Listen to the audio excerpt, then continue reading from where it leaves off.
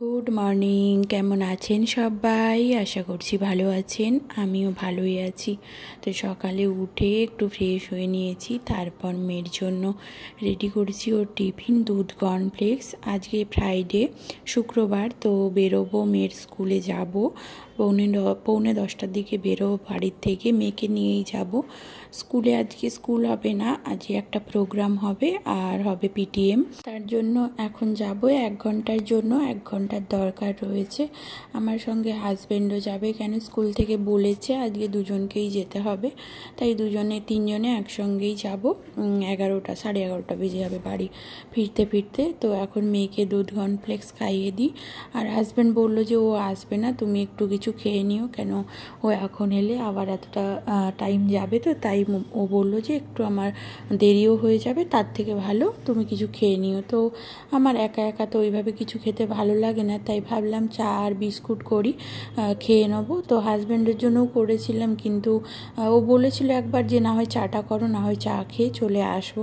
করেও ছিলাম, ও তো এলো না। তারপর ওই স্কুল থেকে ফিরে আমি আবার ওই চাটা খেয়ে নিয়েছিলাম আর কি। তো যাই হোক, এদিকে আগে মেয়েকে দিয়ে দিই, ওর দুধটা একটু ঠান্ডা, এই যে জল দিয়ে ঠান্ডা করে নিলাম, কারণ অনেকটা গরম।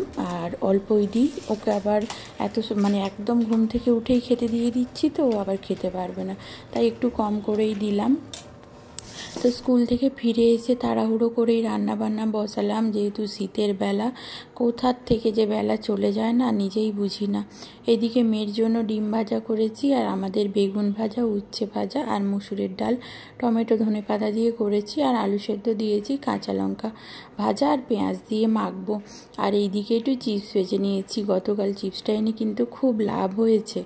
তো অনেক দিন ধরেই ভাবছি একটু মোমো বানাবো, শীত তো চলেই এসছে, এই ফার্স্ট টাইম ট্রাই করছি, তাই আজকে খুব মন দিয়ে বানাচ্ছিলাম, একটু এদিক ওদিক যেন না হয়ে যায়।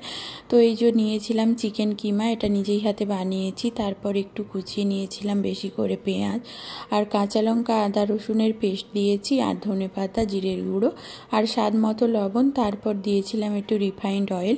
এর মধ্যে বাটার দিলে আরও বেশি ভালো হতো, এর নেক্সট বার থেকে আমি বাটার দিয়েই করব, আরও বেশি ভালো টেস্ট আসতো। এই ফার্স্ট টাইমেই এত টেস্ট আসবে নিজেই ভাবিনি, এত সুন্দর হয়েছিল না। আর যেগুলো আমি স্টিম করেছিলাম সেগুলো কাঁচা চিকেন দিয়েই করেছিলাম, যেগুলো ফ্রাই করেছিলাম হাজব্যান্ড বললো তুমি চিকেনটাকে একটু হালকা করে কষিয়ে নাও, আরও ভালো টেস্ট আসবে। সত্যিই ভালো টেস্ট এসেছিলো। এইভাবেই আমি নেক্সট বার থেকে করব, একটু হালকা কষিয়ে নেব। তো এই যে হচ্ছে স্টিম মোমো আর ফ্রাই মোমো কিছুটা করেছিলাম। তাহলে চলুন আজকের ব্লগটা এখানেই শেষ করছি। কেমন লাগলো অবশ্যই কমেন্ট করে জানাবেন। আর আজকের মতো টাটা সবাইকে, গুড নাইট।